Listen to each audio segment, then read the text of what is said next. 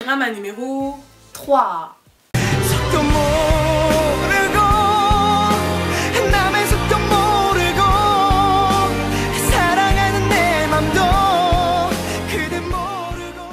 Le drama numéro 3, c'est The Moon That Embraced the Sun. Donc pour moi, c'était vraiment la révélation de Kim Soo-hyun, parce que personnellement, je suis pas tellement fan de cet acteur. Bon, je l'aime bien, mais sans plus. Mais c'est vraiment là où je me suis rendu compte que c'est un poids lourd de l'industrie, pour toutes les deux, du cinéma coréen. Et puis pour moi, la révélation, c'était Yoo Jin-gu. Enfin, les révélations, c'était Yoo Jin-gu et Jang Il-woo. Franchement, leur jeu, je m'attendais pas à trouver de si bons acteurs. Et donc Yoo Jin-gu, il joue... Ouais, il joue il joue le personnage de Kim Soo-hyun enfant, et Jang Il-woo il joue le frère du personnage de Kim Soo-hyun adulte. C'est compliqué. Et puis il y a aussi les méchants qui jouent vraiment très bien leur rôle de méchant. On n'a pas été transcendé par le jeu de l'actrice principale Han Ga-in. Bon, elle est bien, mais franchement sans plus hein, pour nous. Et puis il y a l'actrice Jeon Mi-sun. Jeon Mi-sun qui joue la chamane.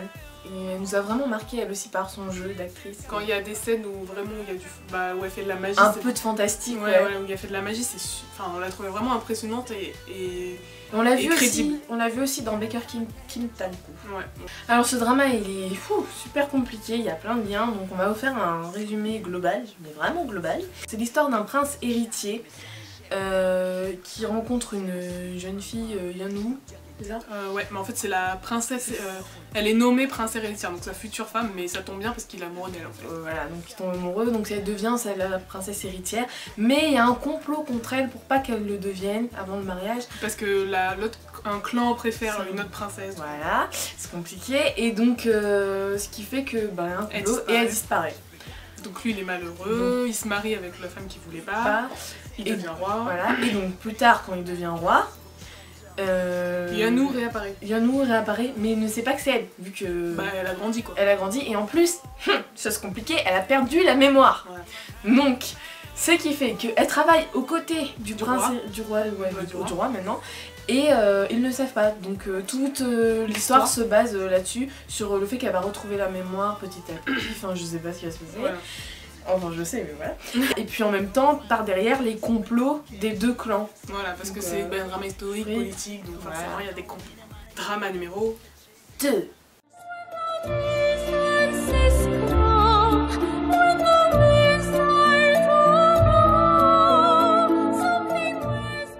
Le drama numéro 2 c'est aussi un drama historique et j'ai aussi fait un article dessus que vous pouvez aller voir ici sur le blog. Gu Family Book en fait c'est l'histoire de Choi Kang-chi qui est en fait mi-humain mi-gumyo, qui est né de ses parents dont on voit l'histoire au début du drama, et en fait il doit sauver l'auberge du père qu'il a adopté et donc il veut sauver d'un malade mental. Donc voilà, c'est l'histoire autour de ça, et on voit aussi sa romance avec je me rappelle plus le personnage de Suzy, bon le personnage que de Suzy, et donc voilà. Un drama historique fantastique, et pour une fois c'est un drama fantastique sans qu'il y ait de changement de temps. Il y a des gumyo et pour une fois les effets spéciaux des gumyo sont bien faits. C'est pas comme dans Gumyo's Revenge ou La Revanche d'un Gumyo quoi, où franchement c'est des catastrophes. C'était un peu mieux dans My Girlfriend is a Gumyo, mais là c'est vraiment le top du top. Je suis vraiment satisfaite des effets spéciaux. Puis un petit plus aussi pour être padre. Choi Jin-hyuk, qui est joué par Choi Jin-hyuk, qui joue le personnage de Wol-young, donc le papa de Kang-chi, le personnage principal. Et au contraire de la plupart des gens qui ont plus préféré la première partie, c'est-à-dire avec les parents, et qui se sont fait plutôt chier après, nous on a plutôt préféré la deuxième partie, donc avec le couple Lee Seung-gi-Suzy. Peut-être parce qu'on attendait Lee Seung-gi de le voir ou je sais pas, mais nous ça nous a plus attiré cette partie-là. De toute façon on fait jamais rien comme tout le monde. Dans Love Reign, nous on avait préféré la partie dans les années 70, alors tout le monde préférait la partie en 2012, enfin voilà, on fait jamais rien comme tout le monde. Et franchement ce drama on l'a terminé super vite en 2-3 jours, là il y a un peu plus de 20 épisodes, en 2-3 jours on passait notre temps à regarder ce drama, on était à fond du début à la fin, il était... C'est pour ça qu'il est deuxième dans notre classement, c'est pas pour rien, c'est parce que c'est vraiment un drama qu'on a... On l'a saigné quoi. Drama number 1, c'est... Bridal Mask! Goodbye day!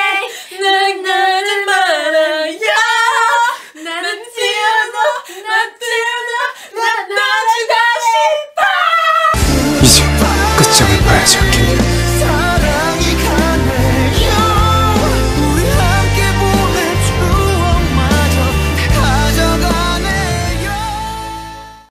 Donc c'est vraiment notre drama préféré.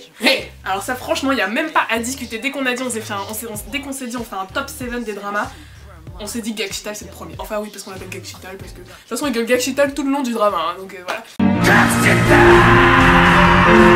C'est un drama qui fait 28 épisodes, mais du premier au dernier épisode, on sait jamais qu'est-ce qui va se passer. On est à fond dedans. Oui, je suis passionnée par ce drama parce que en plus, ça se passe à l'époque de la colonisation japonaise en Corée, qui est ma période de l'histoire préférée de la Corée. Alors c'est le deuxième drama que j'ai vu avec Ju-won et ça m'a vraiment confirmé que j'adorais cet acteur. C'est vraiment un de mes acteurs préférés. Son personnage se retourne complètement entre le début, le milieu et la fin de l'histoire. C'est complètement différent. Il peut vraiment... Cet acteur c'est un truc de ouf. Ensuite il y a Park Ki-woon. Alors Park Ki-woon, il joue un personnage... il joue Shunji, Kimura Shunji. C'est un japonais. Ouais, qui joue du japonais et c'est son meilleur ami. Voilà, vous verrez si vous regardez le drama. Et donc il joue... et son personnage est super complexe. Parce qu'il est torturé mais tout le temps en fait. Tout le temps. Et donc, franchement, il y a des moments où Park Ki-woon il est pas toujours juste, je trouve, dans le rôle. Ouais, on voit un peu les ficelles de son jeu, mais on le pardonne parce que son personnage il est vraiment super dur à jouer. Ensuite, il y a l'actrice dont je ne me souviens plus du tout le nom, mais qui est super bien, elle fait beaucoup de drama historique parce c'est celle qui joue dans, pour ceux qui l'ont vu, Inspiring Generation, qui est le dernier drama avec Kim Yeon-jun. Donc c'est un super drama aussi, donc je vous le conseille, c'est aussi un drama historique à peu près de la même période. Et donc voilà, cette actrice elle joue dans Gakchital aussi. Et puis ensuite il y a l'OST, non mais waouh, déjà il y a une scène dans le drama, tu crois que t'es vraiment à l'apogée, tu regardes, t'es là, t'es devant ton drama. T'as la gorge serrée, le ventre serré, t'as les larmes là. Et puis là t'as l'OST qui se la ramène en tsunami par-dessus et... Tu t'es obligé de pleurer. Tu pleures, mais tu pleures. Non. Tu pleures, c'est tellement beau, magnifique, tu pleures. Par contre, un petit avertissement. Ouais, ce drama, il y a beaucoup de scènes de torture, enfin, comme c'est... Bah, comme ça se passe sous la colonisation japonaise, on voit ce drama montre comment les Japonais traitaient les Coréens à l'époque. Ouais, suspect, voilà. Ouais. Et donc il y a vachement de scènes de torture, et donc pour les sensibles, vaut mieux... Franchement, faites gaffe, parce qu'il y a vraiment des scènes... Faites attention, parce qu'il y a des scènes, c'est dur un peu à regarder, ouais. Mais... Vraiment, si vous êtes sensible, faites gaffe parce qu'il y a vraiment des trucs. On voit rien, on voit pas de trucs dégueulasses quoi, mais on sait. On imagine tellement la douleur des personnages que c'est bien joué. Ouais. Donc voilà, notre top 7 de nos dramas préférés est terminé. On voudrait rajouter qu'en fait, à la base ça devait être un top 5, mais on n'a pas réussi à se dessiner entre 7 dramas. Et on doit aussi dire qu'il y a un drama qu'on a adoré, qu'on n'a pas mis dedans. Avec Ju-won. C'est Good Doctor. Parce que... J'aime trop ça. Mais Ju-won dedans, la manière dont il joue Siwon, donc l'autiste. Ouais, il joue un autiste. Il joue un autiste, mais on y croit quoi. Enfin, c'est. Waouh! Quand vous le voyez dans Gakchital, quand vous voyez dans Seven voilà. Quand vous voyez dans vous voyez dans Catch Me, quand vous voyez dans Kim Tae-gu, il joue tout le temps un personnage différent. Et c'est pour ça que j'adore cet acteur. Donc on a déjà écrit notre prochaine vidéo, donc ça sera aussi sur les dramas. Cette fois qu'on n'aime pas trop. On attend la nouvelle vidéo, on attend de la tourner, parce qu'on attend notre nouvelle caméra. Donc on devrait la tourner très prochainement, avant la fin des vacances. Ouais. Donc restez connectés.